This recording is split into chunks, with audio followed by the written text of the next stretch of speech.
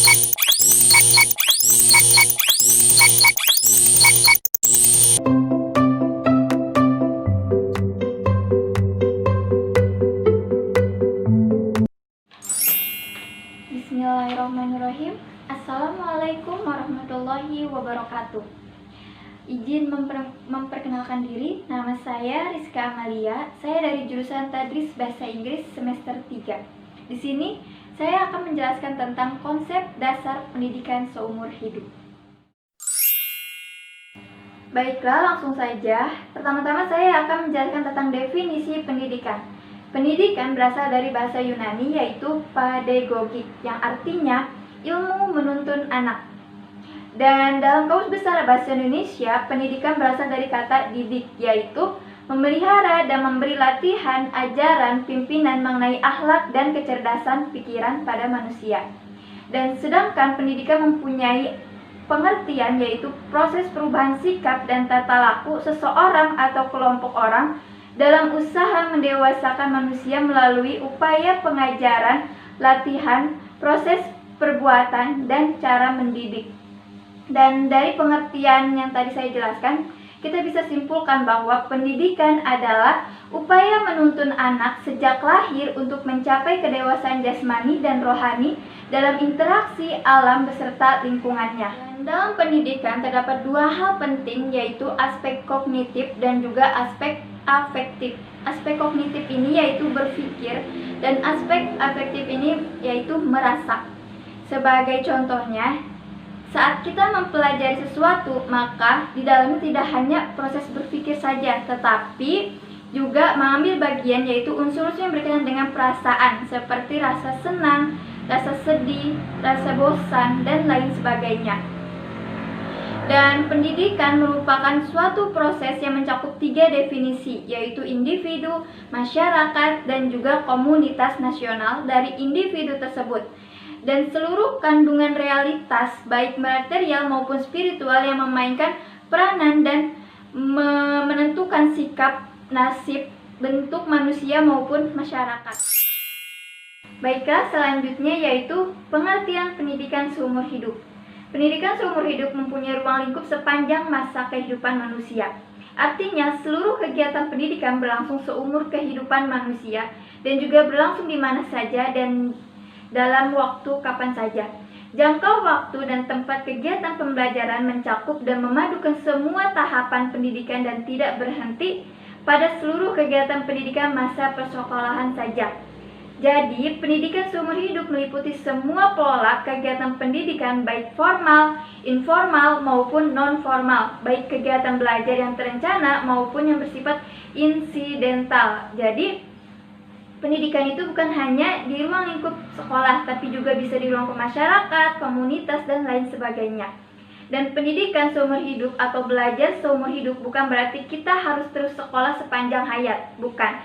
Sekolah banyak diartikan oleh masyarakat sebagai tugas belajar yang terpenting dalam sebuah ruangan yang bernama kelas. Bukan itu yang dimaksud, namun paradigma belajar seperti ini harus segera kita rubah. Pengertian belajar bukan hanya berada dalam ruangan, tapi juga di semua tempat, semua situasi, dan semua hal. Belajar berarti memfungsikan hidup. Orang yang tidak belajar berarti dia kehilangan hidupnya. Paling tidak telah kehilangan hidupnya sebagai manusia. Karena hidup manusia itu bukan hanya individu dalam dirinya saja, namun juga interaksi dengan sesama komunitasnya, sesama manusia, dengan antar generasi dan kehidupan secara universal.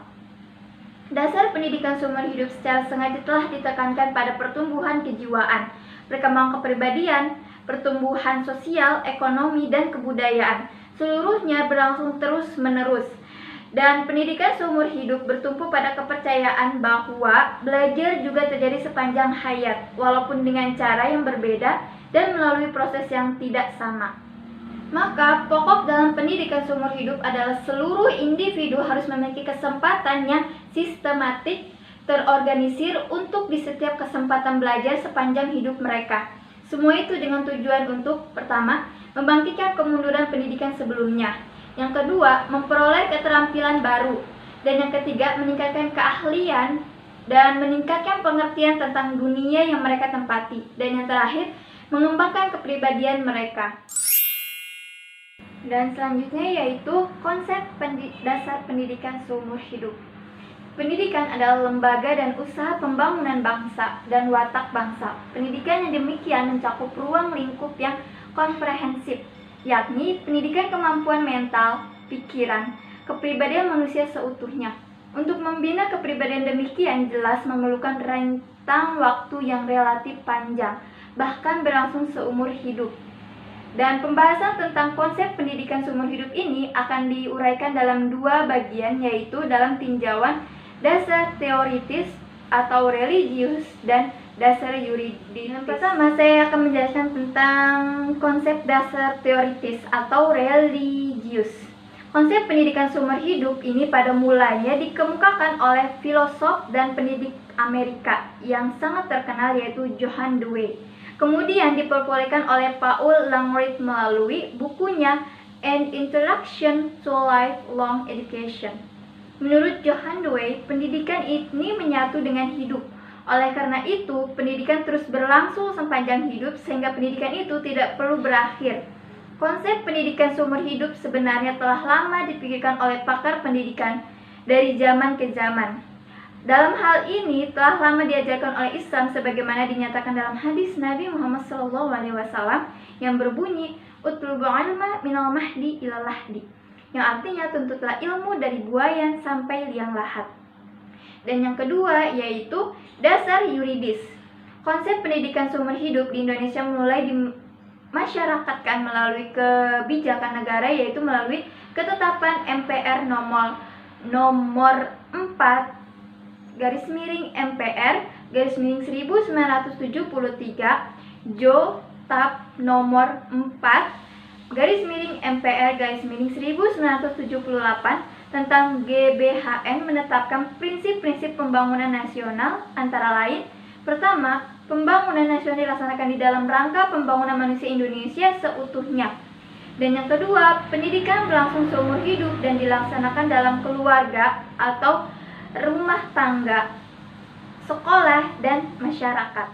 Asas pendidikan seumur hidup bertitik tolak atas keyakinan bahwa proses pendidikan dapat berlangsung secara semua manusia hidup, baik di alam maupun di luar sekolah. Prinsip-prinsip dasar yang terkandung dalam diktum ini cukup mendasar dan luas, yaitu meliputi asas-asas. Yang pertama, asas pendidikan seumur hidup yaitu berlangsung seumur hidup, sehingga peranan subjek manusia untuk mendidik dan mengembangkan diri sendiri secara wajar merupakan kewajiban kodrat manusia.